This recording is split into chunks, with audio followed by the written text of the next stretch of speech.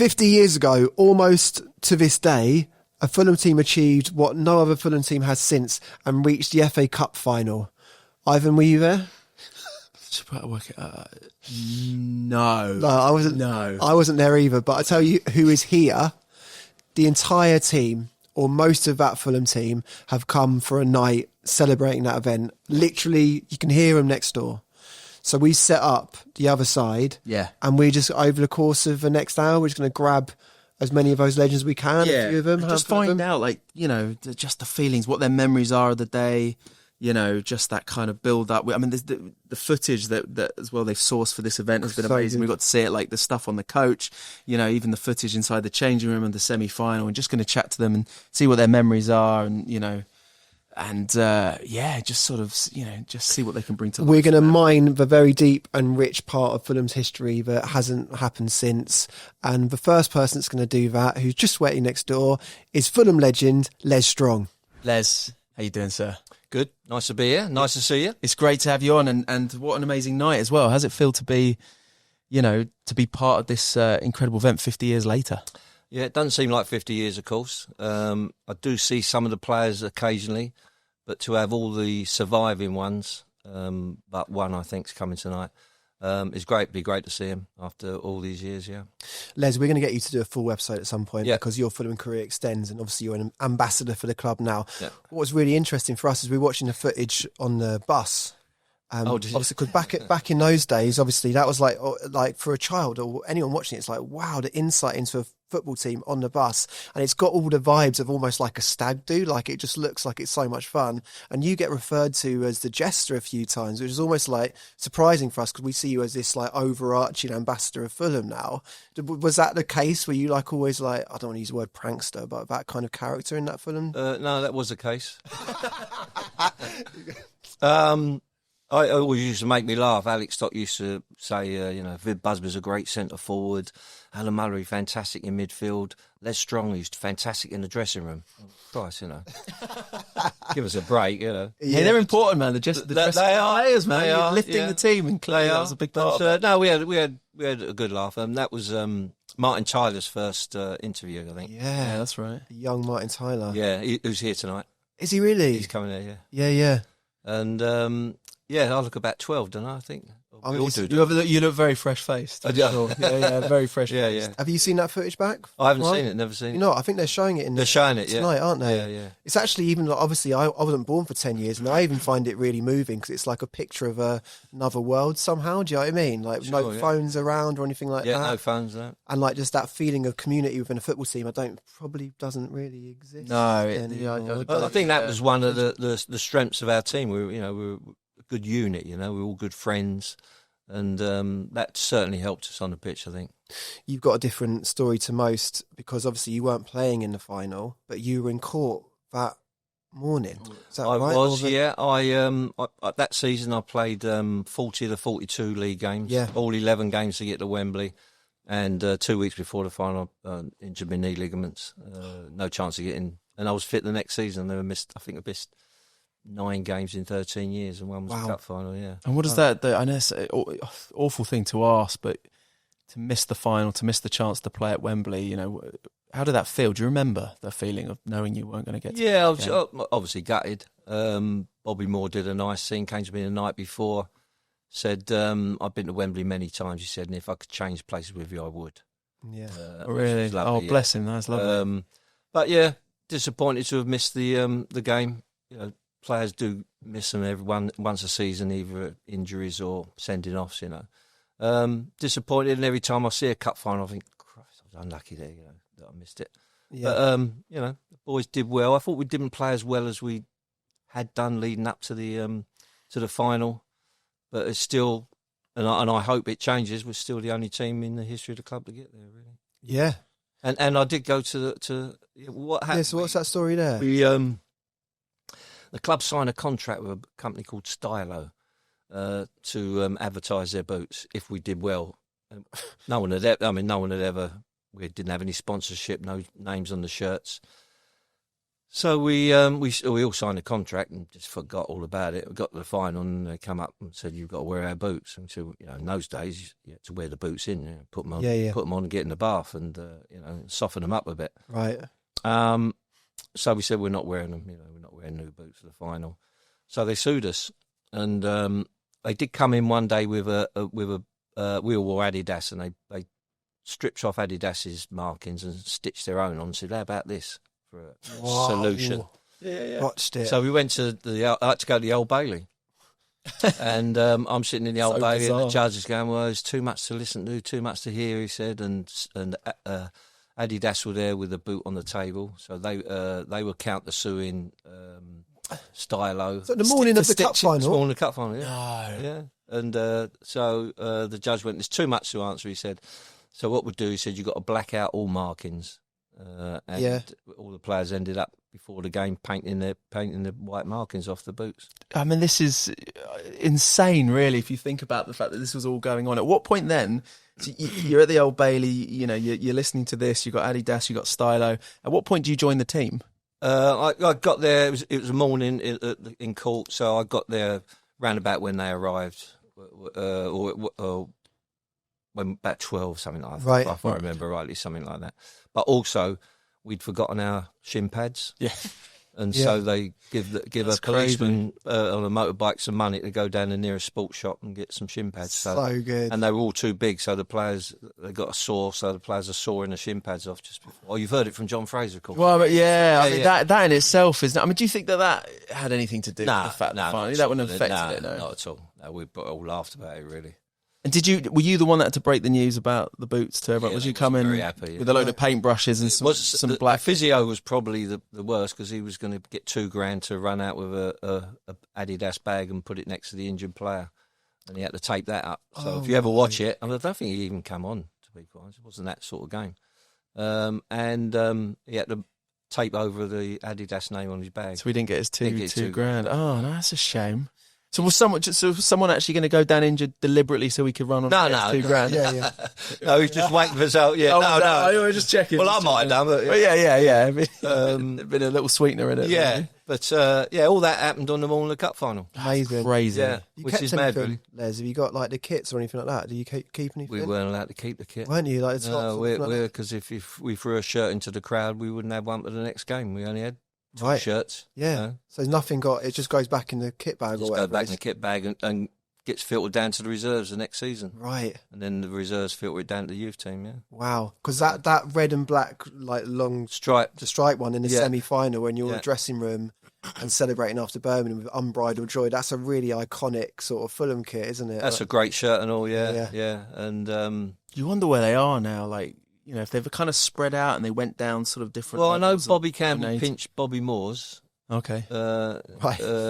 Not the one for the semi-final, but his last game, and that was in a stripe. That was in the red and black stripes. So he pinched that one.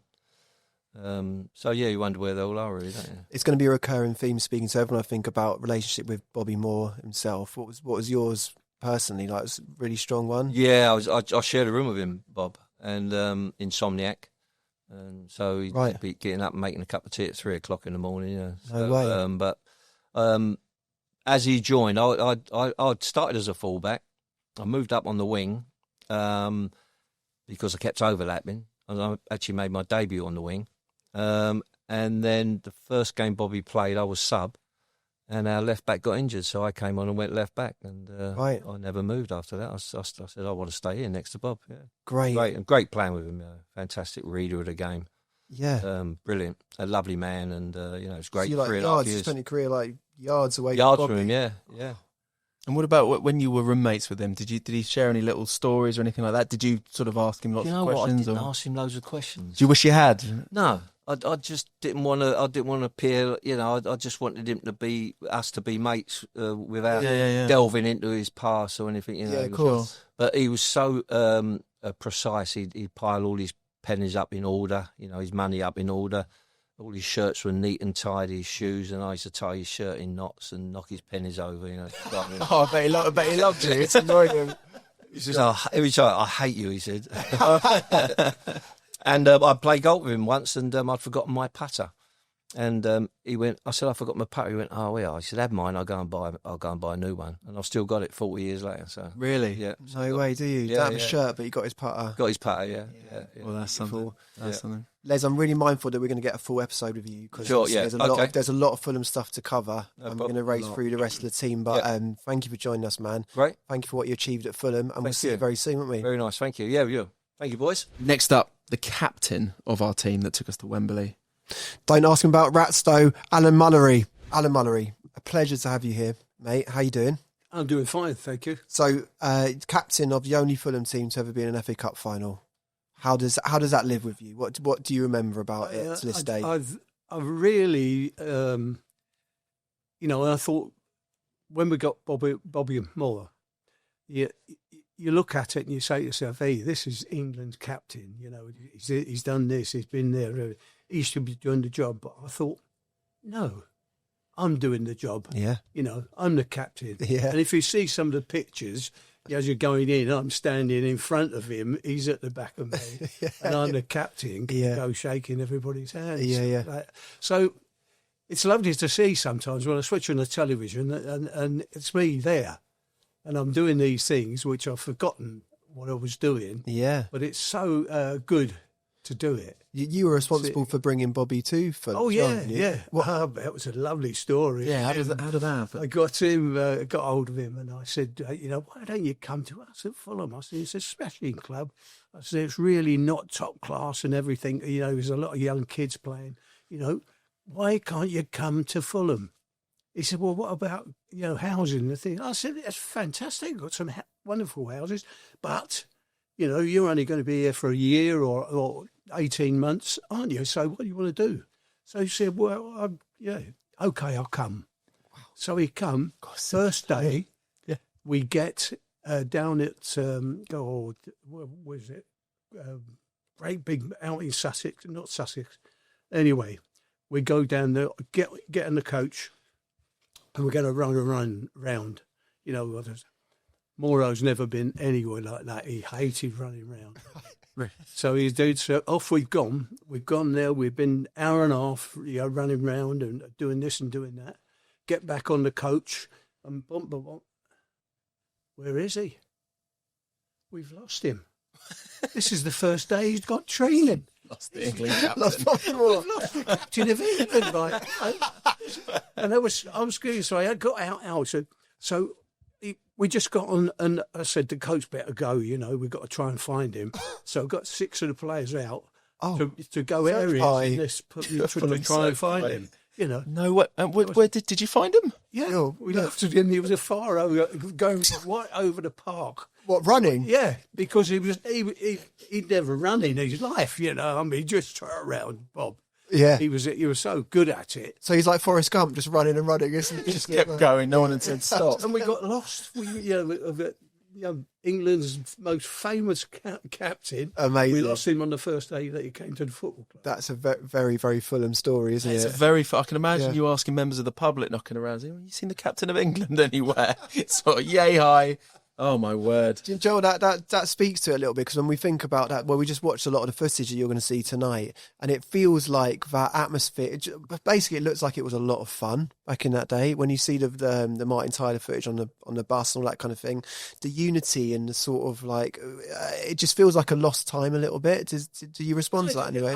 I think, because, when I was a youngster here, when I was 17 or 16 at the time, I think, and we got to a final, a cup, and I thought, this is fantastic, but it took another 50 years, before we were doing it again. Yeah. It was a wonderful idea because we were 2 older players, Bob and I, to play, and it gave us, real fun to play, and against his own team. So it was a lot going on for him.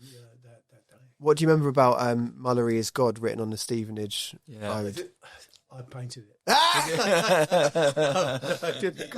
I always thought it's sad it's not there for years. Yeah, it really was. When my son used to come, and my daughter used to come, Dad, look, you've got your names. Yeah, don't tell anybody. That's it. Just go there. And I don't know who did it. You never know. Painted it? No. Wow. No.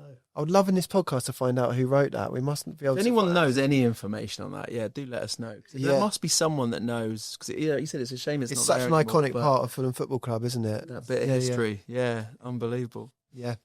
Quickly, we've been told by John Fraser, by Les Strong, about the antics before that cup final, the sawing the shin pads in half, the boot dispute, all of that kind of thing.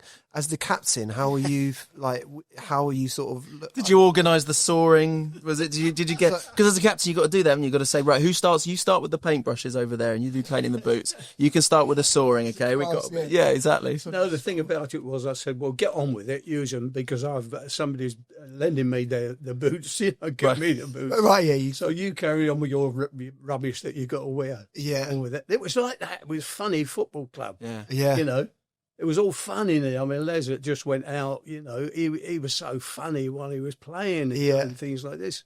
And such a good player as well. Yeah. It was a place you wanted to go to and play football. Mm-hmm. Yeah. With all of us in, Mauro, myself, and some really good players as well, young players. Yeah. At this football club in those days. Yeah, and a big deal to be a tier below as well in that final. Did you feel that punching a little bit? Did it fit? Do you know what I mean? Do you have a sense of West Ham being a? I suppose so. Yeah, but Mauro knew all about it. Yeah. And anything that West Ham had done, he knew everything about it. Yeah. And but it was one of those days for both of us. And I've got to tell you now. The losers' medal, I threw away. Really? We got back to the hotel, I think it was the Hilton where we were staying afterwards, and I opened up the window they only owned us slightly, and I threw that out the window. So it might have hit somebody down and we had that night. But wow! Do you regret that? Not at all, really, because I was only looking for winners, not losers. Wow. And I had enough winners when I was playing for Tottenham. Yeah. And I just loved playing for Fulham. Yeah. Because I started here when I left school at 15. Yeah. And one story is that, shouldn't really be beyond, but we're having dinner tonight here. I'm the 15-year-old. I've turned up, and there's a little fella there called Jack. I remember his first name. And he said, "Oh, you're the new boy." I said, "Yeah. When do we start with football?" He said, "You don't." He said, "We got to finish up all the stuff on the all the rubbish after the first game." Yeah. And he said, we got to do something with the rats. And I went, "What?" I said, "I'm here to play football. I'm not dealt with rats." He said, "Well, we've got rid of them. It's you and me." So off we go. He does a cup of coffee and the little thing. He says, "Right, let's go round and get the rats." So he took me round the back here. And tired of thinking, weight round me. Yeah. What? And catching rats and frying them up here. What? From and in they, the are you having to pick them up with your hands? They were eating only one. And I went like that. But when we were here, you say they were eating the food that had been dropped out after the game. Right.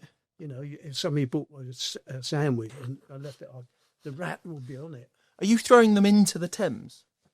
When I was trying to. You're trying to. He learned me how to get rid of them, Jack. Imagine doing that with the academy now. And the kids, imagine that. The youngsters, have they done the rats yet before we do the runs? Great big llama like that, And he said, "Look, this is what happens." He said, "We let them eat the food." He said, "Because we poison it."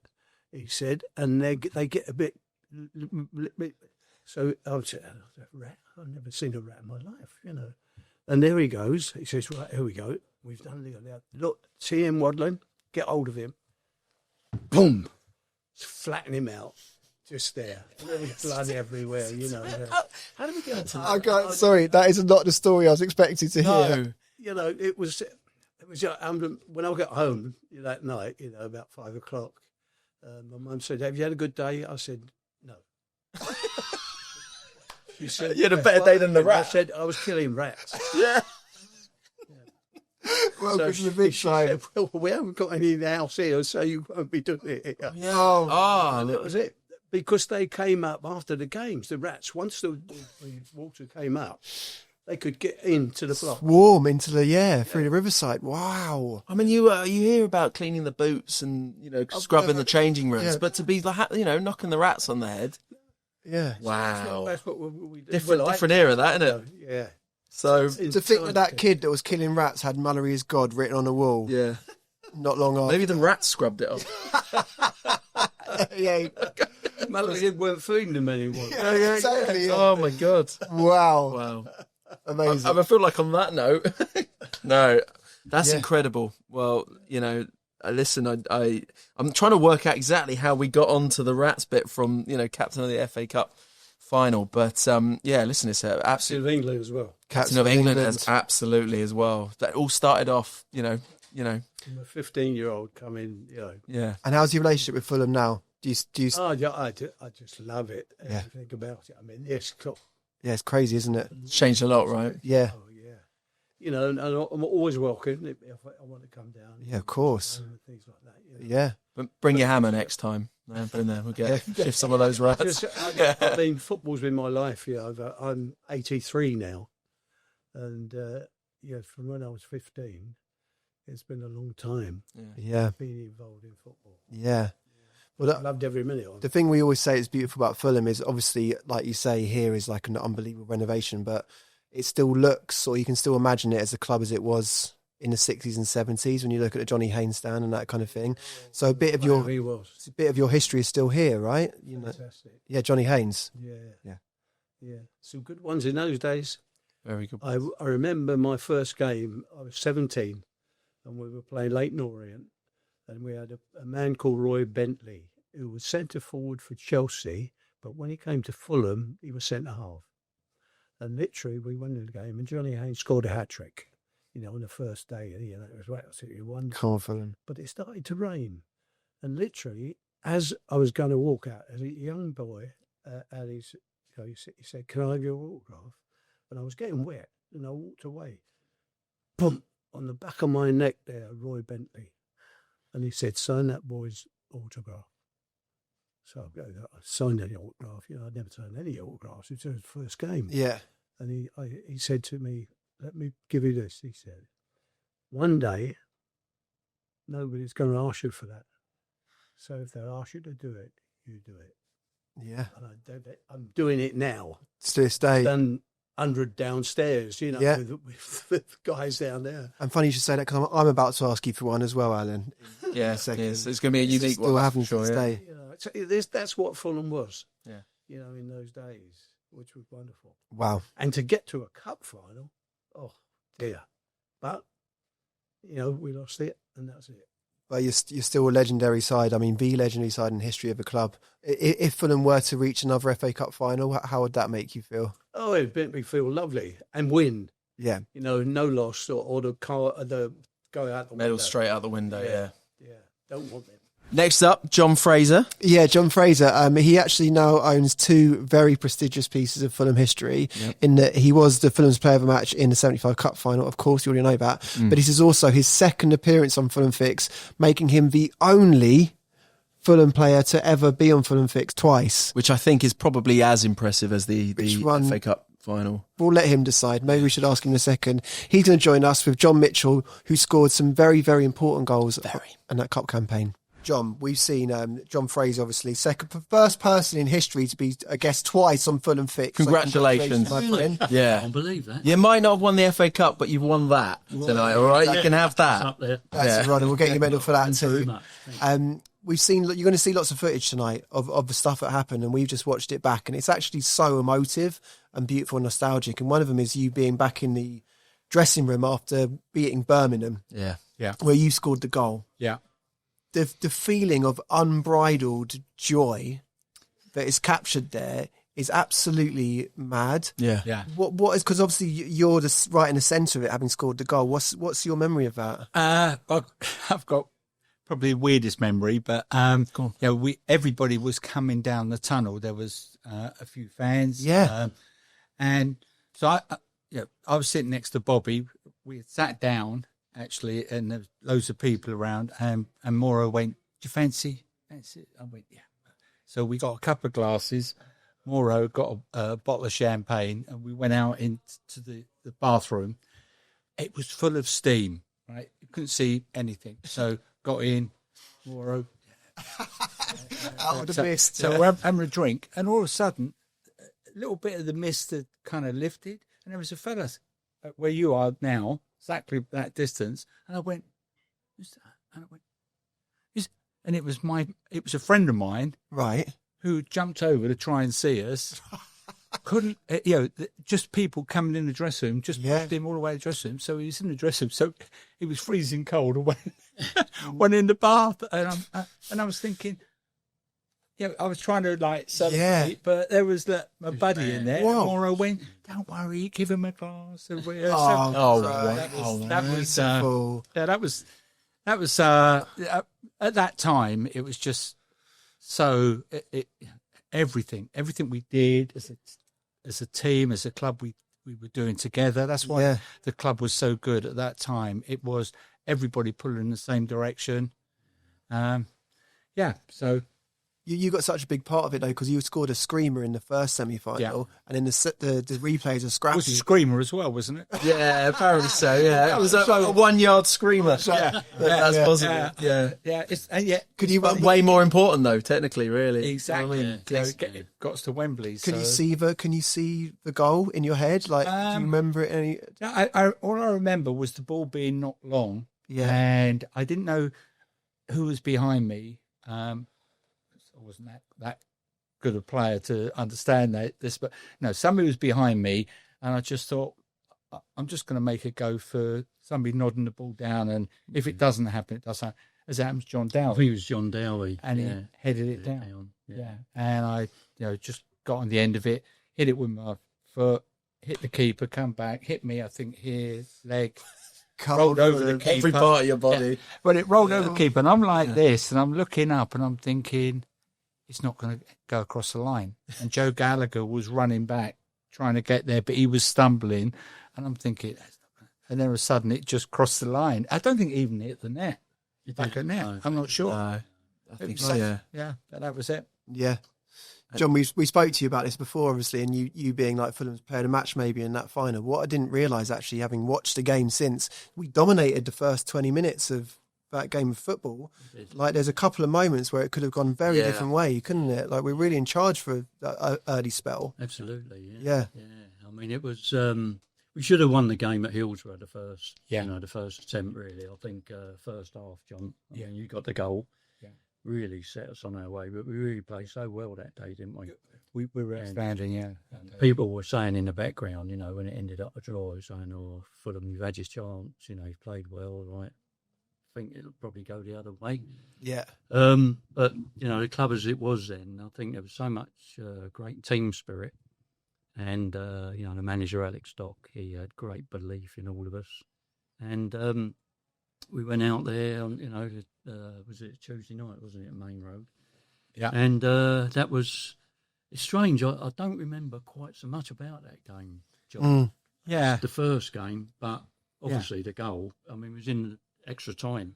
It was 6 seconds to go. 6 seconds to go, that was it, I mean, that's it. It's done at that point. It's going to take one hell of a thing, I always remember Sharky. He was like, when the game ended, people, there wasn't that many fans there. There was good support, but it was at Man City. So we were, and the people there just wanted to get on the pitch. So, and I remember us going down the tunnel. I got Strongy on my back. Yeah, and I'm looking around. I remember seeing you. I remember seeing Mullers and Moro, and they were just like, bro, they're going back to Wembley at their age. And that was just lovely to kind of know you've done something. Yeah, absolutely. Everybody, and everybody was there. Tommy Trinder. Tommy. Yeah, wasn't it? Couldn't move because Tommy comes and kisses you on the cheek. I think in the footage when you're getting interviewed. Yeah, that's right. And then we went off to the bath, and that's where and you got your mate for some reason in there. Somehow they passed their way in. I've never told the club that too much. No. You get away with it now. We'll let you get away with it. Yeah. You mentioned sort of getting to Wembley, and for players like Bobby Moore going again. Like, did you remember? Did he say anything of the day at Wembley? Give you guys any advice for, going to play there? I think I mentioned on the podcast. Yeah, he's very calm, isn't he? Yeah. Bob, I don't know if you remember this, John, but Bob didn't even go out on the pitch. Yeah, he did. Too. And didn't, said I'm only repeating myself, but for this instance, we all went out on the pitch. Yeah. John, and I said we all smiling, like nervous as hell inside. But came back, and Bob is in the dressing room, sitting like this, had his hands behind his head, cross-legged, and he just said, do you enjoy that, Sharky? And I remember saying, oh, Bob, there's something else out there, And then obviously he'd done it 40, 50 times. Yeah. But it didn't dawn on me till probably a few months after, John. The reason he probably didn't go out there was he would have taken all the limelight from the players. He had done it so often, Yeah. And I think that's why he did it. And the man was just... you can't say any more about the man, but, he was just... It was funny because, obviously with Bobby, we knew him through playing, but a few years after, I was working for a PLC, and we started up a separate company, and we done really well, and we got voted the national winners of some competition. So I'm going to Park Lane Hilton to receive the award, and I go there. Who's presenting it? Moro.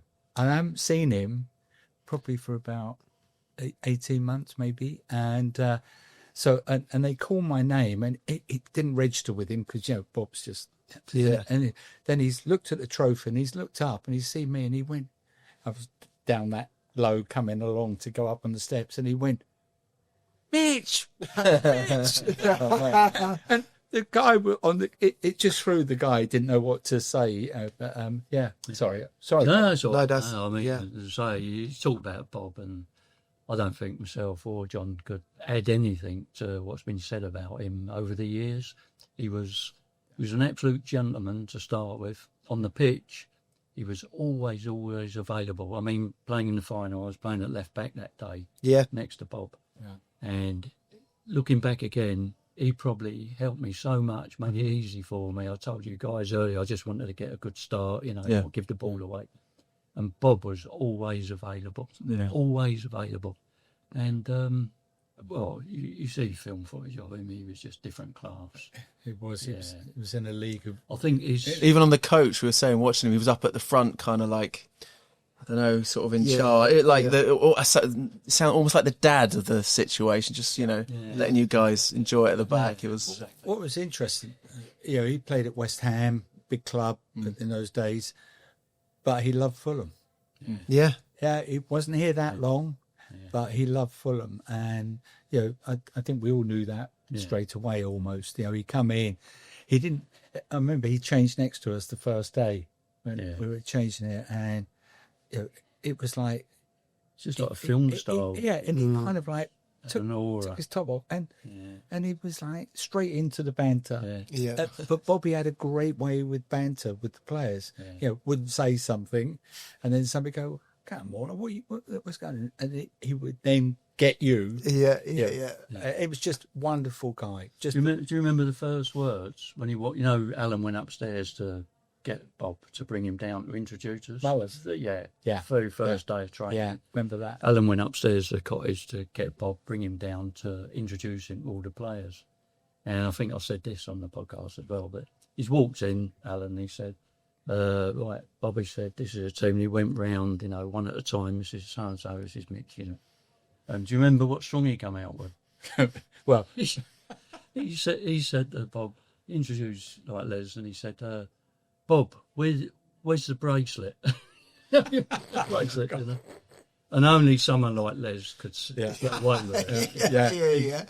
So Bob, safe. he was took it as so and so, but a lovely, lovely man. I've just had the nod that Les is actually waiting for you. Where the night's going to begin, isn't it? Yeah, you've got a great night ahead of you guys, so you get to relive it and watch some.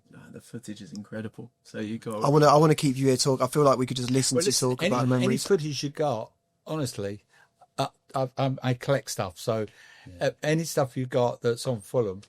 Yeah, we'll make sure it's we sent. We get it sent over to you 100%. Yeah, 100%. Yeah, there's some great. There's some really some good stuff. Like I said, all the dressing room stuff, or the semis and stuff, and the bus ride to Wembley. It's great. Yeah. And the only time I saw us disappointed was Wembley when we come off the pitch and we sat down and for about 10-15 minutes it was what we we're all disappointed. A lifetime's dream. Just snapped in and Bobby and just brought us back and it wasn't a shame.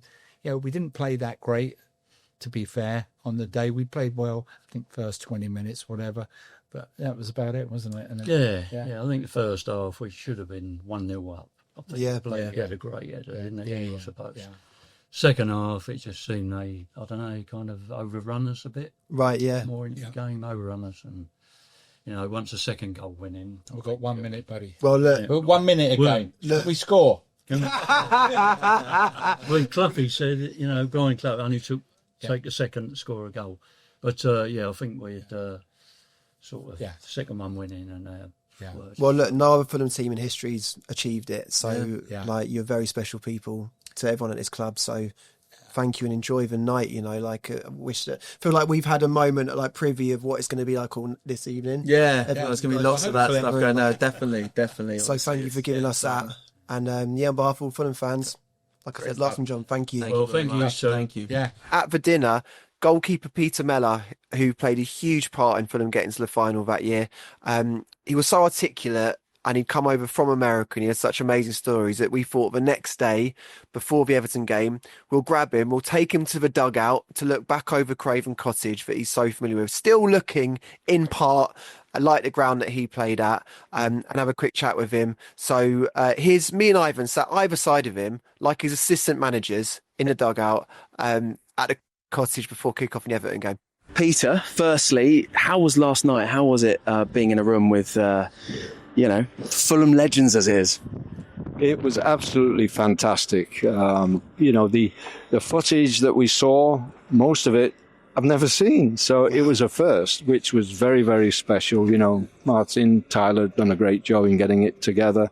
But just to be in that environment with everybody, the banter, between the boys and that was second to none. Yeah.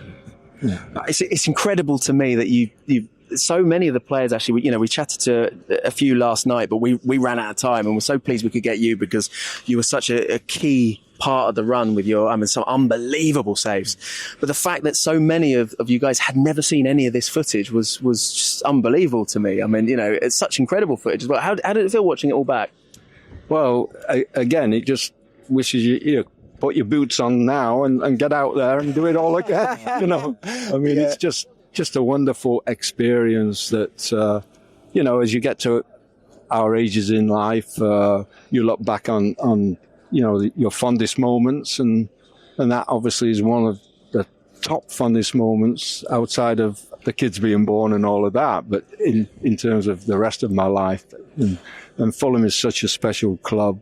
I had a few, but there's no place like Fulham. Yeah. What a beautiful thing to be sat here with you talking about it, Peter. I mean, one of the things that gets mentioned a lot is your part in getting us to the final, and the Carlisle game especially. And we saw the highlights of that the other day, and there's 3 crazy saves. One down low to your left, one I think diving to your right, and then there's one reactionary one from far off that you punch over. Mm-hmm. In your mind's eye, can you see those saves as people mention them? Like, do you have a strong memory of it? Yeah, I mean, I have a strong memory, but that was my job. That was my job to do. And fortunately, I was able to do it to the letter of the law, right? Yeah. And that doesn't always happen, as we know as players. But, I look back, and to be honest, that's the first time since Carlisle that I've ever seen any footage from Carlisle. No. Yeah, I tried to get some, but the BBC and so on didn't have any in their archives, apparently. So at the end of the day, that's what I'm saying. To see it for the first time, it's like, is that me? That can't be me. They're incredible saves because they're very modern saves. They're not dissimilar to what you'd see a goalkeeper making, today or whatever. And do you know what I mean? They're very powerful, strong saves, and you have to push them around the post. And you're not wearing. Am I right in saying you weren't wearing gloves at the same? No, you're going to take a look at my hands and my fingers. This is before gloves, right? And no, we didn't wear gloves. The only time we would do it, and obviously the green gloves, which were gardening gloves that I bought on the market just for wet days, which were useless after you'd gone down in the muddy fields of the day then. Gardening gloves. Gardening gloves, yeah. And it was the end of my career that, a company brought out goalkeeping gloves and that, but then I went on to try and perfect them with a company along with Casey Keller, who was here. Legend, yeah. Yeah, called the Web Glove and that. So, yeah. Just to let people in something you were just saying, just off camera, which is really fascinating, is that you were saying back in the day, basically the centre of the pitch, entirety of the pitch would be mud. Yeah. And that actually had a huge part in this type of football English teams played, because obviously teams get discredited with playing long ball back in the day, but actually it was impossible to play. And Bobby Moore was one of the sort of forward-thinking defenders that could do that in the mud. Yeah, he was about the only one that wanted the ball in the mud. I mean, if you think about it, the game back in our day got a little bit, the cliche alehouse football, long balls. Well, why? Because, come sort of November, the fields were just mud. And you couldn't play out of the back. Yeah. But Bobby Moore was, well, after he'd been here 1 week and that, and my instructions from Alex Stock was always get the ball forward as fast and quickly as you can. But Bobby Moore, after a week here, he says to me, I want you to look for me every time you get the ball. He says, I want it. I said, well, Bobby, he said, just don't give it me if you don't think it's on. That's your call, but I want the ball. And I'll tell you what, my goal kicking and that wasn't the best. So what a saviour he was for me. I always looked for Bobby. He always wanted the ball, and he did wonderful things with it from then on. Again, incredibly innovative, because that's how all teams play now. That's what designed for, isn't it? Defenders play out with the ball. Yeah, a little bit boring though, isn't it? If you're not Bobby Moore, everybody wants to copy Man City and Pepsi, Yeah, no, I hear what you're saying. Yeah, it'll come its circle. You wait and see. Yeah, I find it quite stressful, the playing out from the back, actually. Yeah, it stresses me out. It gets the heart racing a little bit too much. That I much prefer a good, solid goal kick. Sorry, Pete, go on. Yeah, well, that's it. With your feet, you've got to be pretty proficient. People used to say I had a touch like an elephant, so I don't know how well I'd have done today. Just to stay with the footage and Bobby for a second, there's amazing footage on the bus, which hopefully will be available to Fulham fans ever after they see this, where Martin Tyler's on the bus for you going to Wembley, and he's saying something to you about that you eat all the food or all the black puddings or something like that. Yeah. Was that a common thing that you? What is that? Protein.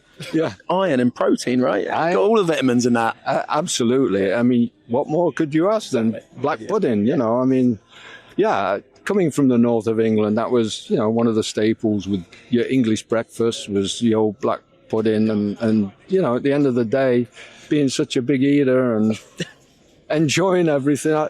Half the time, I didn't know what was going in. And you were saying that Bobby would sit with you on journeys because you had a little deal going. Yeah. Bobby would always seek me out if we were coming back on the train from Manchester, to London. Alex Stock would always allow us 2 lagers, pretty strict, 2 lagers with your meal at the table. So Bobby would say, Peter, are we on? Thumbs up. Yes. Okay. I would trade my 2 lagers at the table to Bobby for his meal. Bobby hardly ever ate. He just drank. Really? Yeah. In a nice way. So you'd have 2 meals and Bobby Moore would have 4 pints? Yes. Perfect deal. 4 bottles. 4 bottles. Yeah. So that's incredible hearing that. That's great. You get away with that these days, right? Yeah. And to top it all, he actually went on an England trip to one of the foreign countries, I can't remember which, and he come back, and in the dressing room here, he said, guess what? And he made a presentation to me, and it's a great big wooden spoon, a knife and fork. No, that's brilliant. He said, you need this from now on. No way. Is that true? That's amazing. I still have them, at home. And I'll tell you what you don't have anymore, Peter, as of yesterday, is that I know that you came from America for the event, for the game, but you were wearing the tie. the Timor, and you gave it away yesterday. Am I right in saying that? You gave it as a present. Yes, I did. I gave it to David Daly, director here at Fulham. I've had a lot of interaction with David, with the events, but also knew him a little bit from the stage through Nike, his company, and at that time. And David, knowing his background as far as Fulham is concerned, not just a businessman, but a pure Fulham person. And I just felt, my kids have got my other memorabilia and that between them. I just felt it was very fitting to give somebody who was a real Fulham person, a gentleman, and a quality act in the game on the business side, some memorabilia. So that's incredible thing. Yeah, we're going to have to, as this is pre-match for the Everton match. I know that they're about to start using the dugouts now, but listen, it's been an absolute pleasure, and maybe next time you're back over from the States, we'll if you're up for spending a bit more time with us, we'll do a full podcast. Yeah. Absolutely, love to do it. Yeah, thank you so much for having me too.